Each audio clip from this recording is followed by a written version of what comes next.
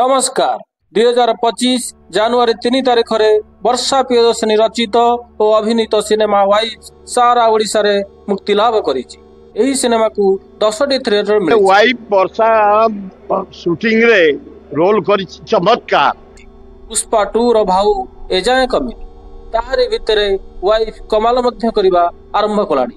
Wife रो premium show कटकर संगम theatre रे होइतिला, जेउथिरे जोग दैथिले वर्षा प्रियदर्शनी, जयजित दास, प्रयोजक विजय कंडोई, निर्देशक सुधाकर बसंत, बबी इस्लाम एवं अनेक टेक्निशियन मान सेठारे फैंस मानक सह बसी मध्य समस्त कलाकार माने सिनेमा को उपभोग करथिले।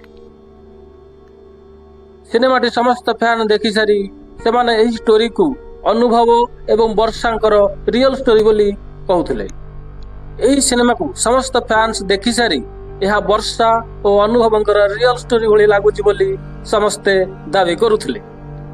वाइफ रो हस, खुशी, त्याग, बलिदान एवं संघर्ष मुख साक्षी ही केवल भगवान पुरुष पुंगव माने ता किभली जानि पारु नाहंती ताहा सिनेमा रे देखाई दिया जायछि। ठीक एतिकी बेले तृतीय महिला रो एंट्री आसुची, तापरे स्टोरी रो आउ एक मोड़ नउची जहा कि आपण माने सिनेमा थिएटर जाई देखि परिबे। एथिरे वर्षा मध्ये एक स्लोगान देइछंती जहा से कहिछंती जे जगन्नाथ संस्कृति रे मिलन अछि हेले विच्छेद नाही।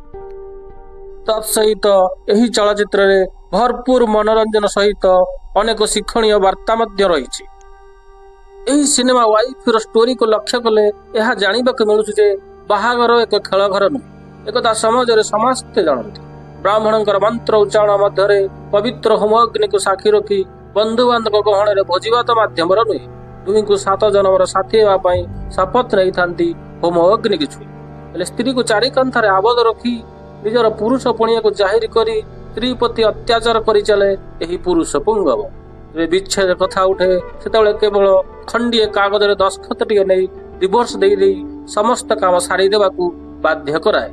किभली एही सिनेमा रचना करा जायछि ताहा निश्चिंत आपण मानकू मनोरंजन जगाइयो।